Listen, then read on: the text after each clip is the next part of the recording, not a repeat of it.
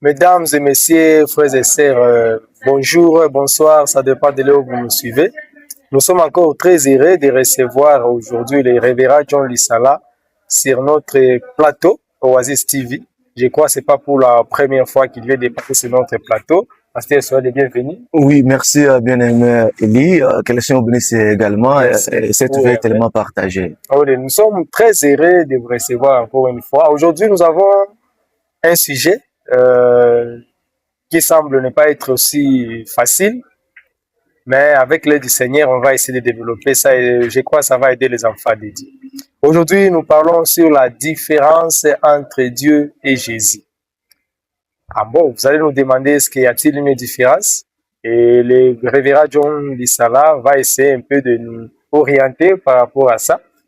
Alors, je vais lui laisser la parole, qu'il puisse faire d'abord l'introduction de ce sujet avant d'entrer dans le développement. Pasteur, soyez le bienvenu. Oui, merci bien-aimé Eli pour la deuxième fois de nous avoir invités dans votre plateau Oasis TV.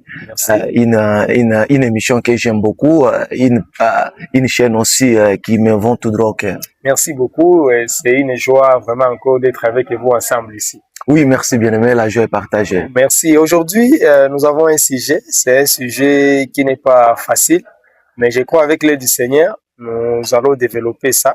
Alors, révérend, vous avez la parole. Merci bien-aimé Eli pour m'avoir encore accordé la parole et surtout pour m'avoir invité pour la deuxième fois. Merci. Et nous sommes tellement flattés par rapport à la qualité de votre émission. Et c'est une émission que moi je crois ça va aider beaucoup les enfants de Dieu partout au travers le monde. Et comme vous venez tantôt d'introduire les sujets auxquels nous allons développer ensemble avec vous, un sujet, comme vous l'avez tantôt dit, qui semble vraiment pas facile. Pas facile, oui, oui. Et c'est un sujet difficile parce que, vous savez, en écoutant simplement les sujets, moi-même, quand j'ai été invité, je me suis dit, ah, c'est compliqué. C'est compliqué, oui. Est-ce qu'il y a une différence entre Dieu et Jésus? Bien aimé Elibo, avant que je puisse entrer dans l'introduction, tout ce que moi je vous dirais, ce ne sera pas moi qui vais également développer ces sujets-là. Parce que, vous savez, comme j'avais dit dans notre émission précédente, qu'il n'y a qu'une seule personne. Nous n'avons qu'un seul absolu et que cet absolu-là, c'est William Branham. Et c'est de lui que je vais tirer tout ce que je peux vous dire. Alors, tout ce que je vous demanderai et je demanderai à nos auditeurs et aussi aux téléspectateurs de croire.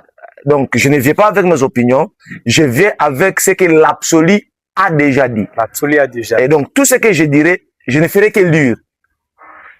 Y a-t-il réellement une différence entre Dieu et Jésus?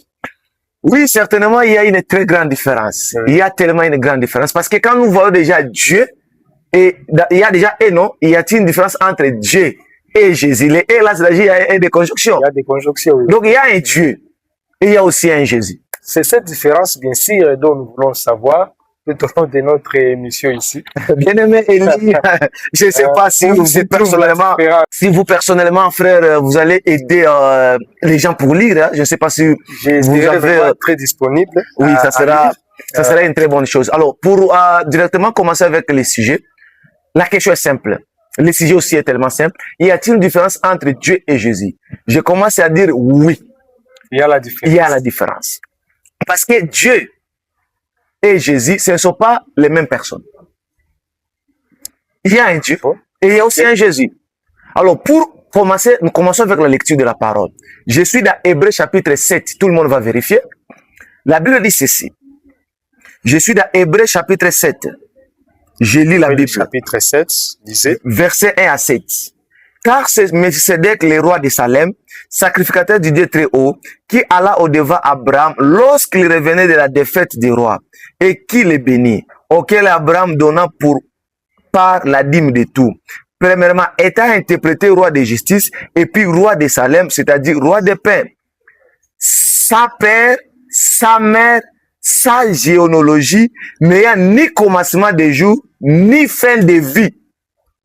Nous commençons d'abord par là. Là, nous parlons de Melchisedec. Qui n'avait ni père. Qui n'avait ni père, ni mère, ni généalogie, ni commencement de jour, ni fin. De Melchisedec. Parce que lui n'était pas aussi né. Parce que quand il est apparu chez Abraham, il n'était pas né. Ok.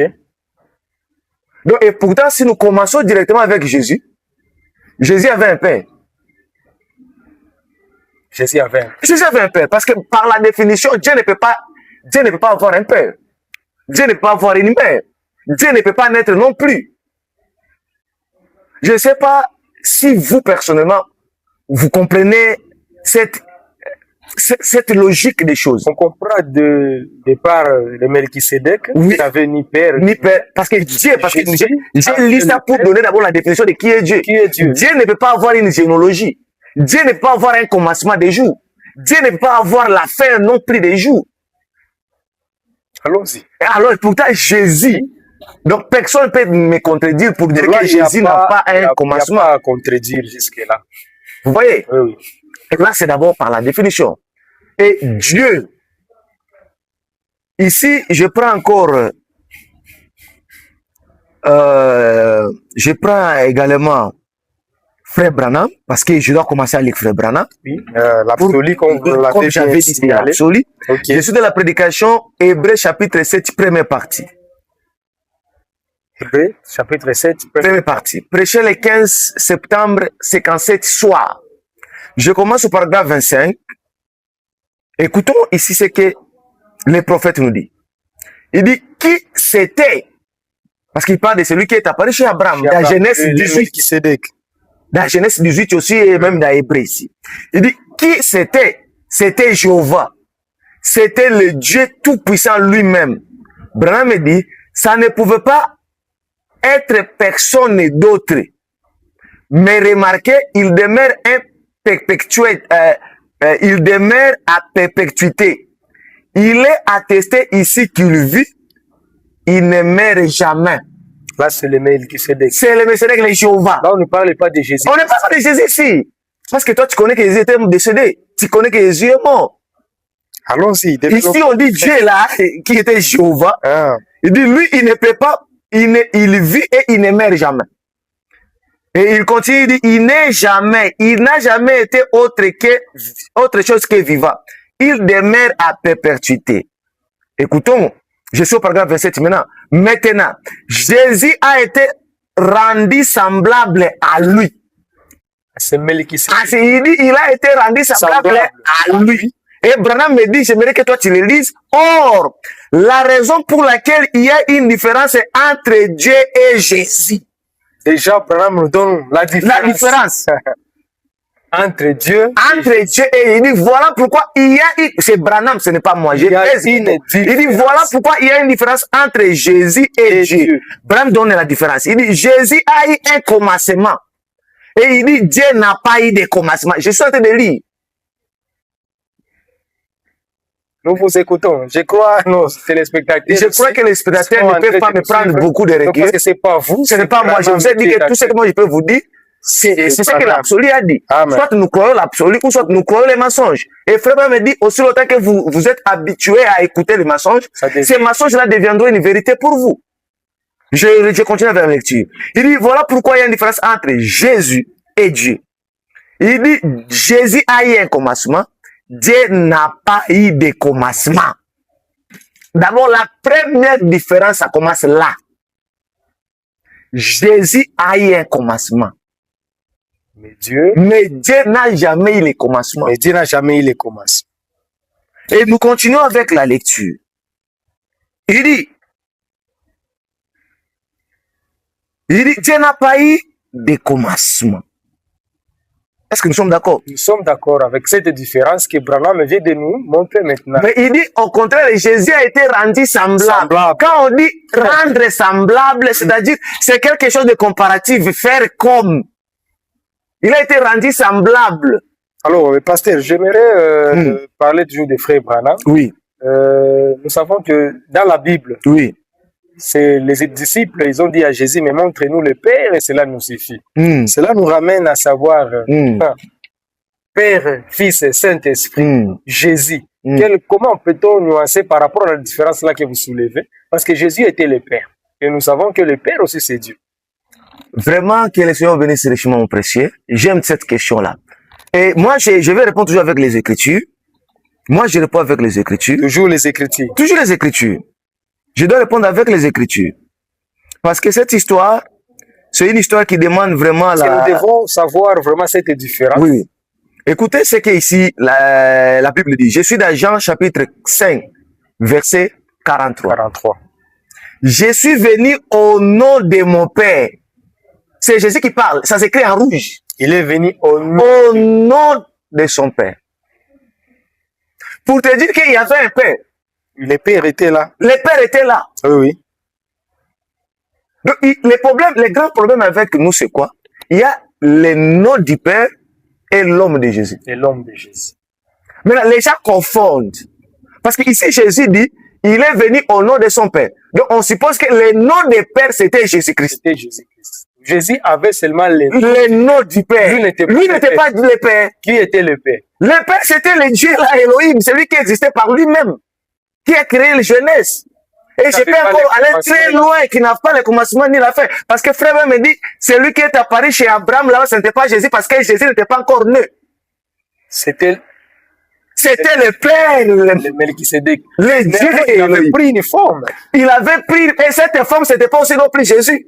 Parce que la forme qu'il a prise, c'était la forme de Melchisédek. Et la forme qu'il avait aussi prise, quand il est allé chez Abraham dans Genèse 18, c'était pas la forme de Jésus. C'était toujours le Melchisédek. C'était toujours les Jéhovah. Les Elohim, parce que Abraham l'a appelé Elohim. Laisse-moi dire pour ne pas dire que parce que la force aussi des Oasis, c'est les Écritures. Oui, parce que moi, ce que j'aime en vous, c'est nous ne faisons que lire. Donc ici, s'il n'y a pas les Écritures, tout ce que vous allez parler, ça n'a pas d'importance. Oui. Ça doit avoir des soubassements dans la parole de Dieu. Et c'est ce que j'aime, c'est ce qui m'a fait venir ici. De la parole, nous voyons la Bible. Je suis dans la prédication prouvant sa parole. Ce sont des prédications que tout le monde peut avoir. Hein? Tout le monde peut avoir ça. Peut avoir. Et je suis à cette prédication, prouvant sa parole. Prêcher les 16, 8e mois 64. Je suis au paragraphe 236. Abraham dit maintenant, souvenez-vous, ce n'était pas Jésus qui parlait à Abraham là-bas. La différence continue. La différence continue. Parce que nous parlons de Dieu et nous parlons de Jésus. Je suis dans Genèse 18. Ce n'était pas Jésus. Branham est clair. Il dit ce n'était pas Jésus qui avait parlé à Abraham. Et il continue, il dit, qui pouvait discerner les pensées de l'esprit de Sarah derrière lui. Abraham confirme encore, il continue, il dit, ce n'était pas Jésus. Abraham veut se rassurer que vous comprenez, que vous croyez que ce n'était pas Jésus. Pas Jésus. Et il a continué, il dit, il n'était pas encore né. Qui? Jésus. Mais c'était un homme dans une chair humaine qu'Abraham a appelé Elohim, le grand tout-puissant. Elohim, le grand tout-puissant. Et si nous ne voyons pas Jésus dans ça. Mais c'était qui est-ce que ce corps-là, Melchisédek, à part le corps qu'il avait pris, cette forme qu'il avait prise, peut-il encore reprendre cette forme? Oui, j'ai changé de forme. Il change de forme. J'ai changé de Alors, forme. en changeant de forme, peut-on dire cette forme au temps d'histoire? C'est juste une parenthèse que j'aimerais ouvrir parce que le critique que venait de dire ici, d'autres attribuent ça à William Mario Branham. Je ne sais pas si c'est là où vous êtes ou comment. On va essayer un peu de voir, parce que c'est un grand sujet, comme j'avais dit à nos les spectateurs, la différence entre Dieu et Jésus. Alors, la forme, cette forme peut-il encore revenir? Bien aimé, laisse-moi te dire une chose. Parce que nous devons savoir c'était qui au juste. J'aimerais te dire une chose. Vous voyez, comme j'avais déjà dit, nous devons faire la différence entre le nom de Dieu, le corps de Jésus. Ok? Parce que Jésus à soi, frère me dit, il était un tabernacle dans lequel la divinité habitait. Donc le corps là, la divinité. Le corps là n'était pas Dieu. Abraham est allé très loin, il dit, le corps là n'était même pas divin. Le corps de Jésus. Il n'était pas divin.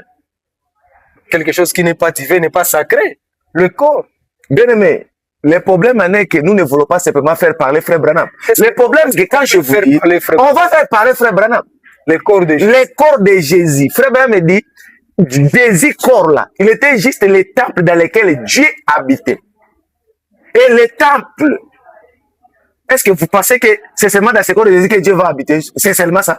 La réponse est non. Non, il ne peut pas se limiter. Il ne peut pas se limiter là-bas. C'est comme Dieu avant Jésus, avant les corps de Jésus. Nous croyons à ça, il y avait la plénitude de la divinité.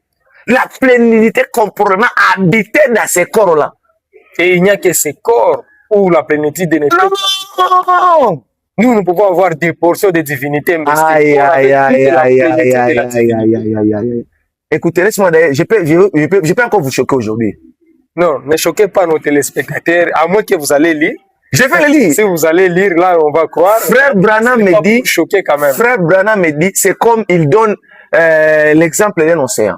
Il dit, si vous arrivez à l'océan et que vous prenez même les gouttelettes d'eau de l'océan, il dit, tous les éléments chimiques qui se trouvent dans ces grands océans contiennent aussi dans ces petites gouttelettes-là.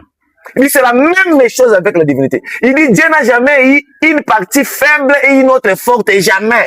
Soit vous avez Dieu, ou soit vous ne l'avez pas. On ne veut pas dire que c'est seulement Jésus qui avait Dieu, et nous autres, non, ça c'est du mensonge. Alors, partons de la différence. Je crois que nous sommes toujours dans les sujets. C'est un sujet vraiment trop vaste. Oui. Je peux même appeler ça première partie parce qu'on ne sera pas terminé. Oui. Rentrons toujours parce que nous voulons savoir quel est l'élément cette différence. Nous avons dit au début déjà que la première différence... Ça va de rentrer sur la plénitude. Oui, bien sûr. Oui, bien sûr. Ça veut dire que la première différence, d'abord, que Dieu ne peut pas avoir un commencement. Ça, c'est un. Le commencement des jours. Dieu ne peut pas naître. Quand on parle de commencement des jours, c'est-à-dire il doit naître. Jésus est né. Tout le monde connaît. Il y a les autres qui célèbrent sa naissance le 25 décembre, qui est aussi faux, qui n'a rien à voir avec la naissance de Jésus, parce que la Bible dit l'ange s'est apparu chez Marie au 6e mois. Donc si vous faites Jésus naître au décembre, ça dit c'est un enfant prématuré. Donc Jésus c'est un enfant prématuré si réellement que vous le célébrez le 25 décembre. Parce qu'il devait aussi respecter les 9 mois, bien les 8 mois comme les autres femmes.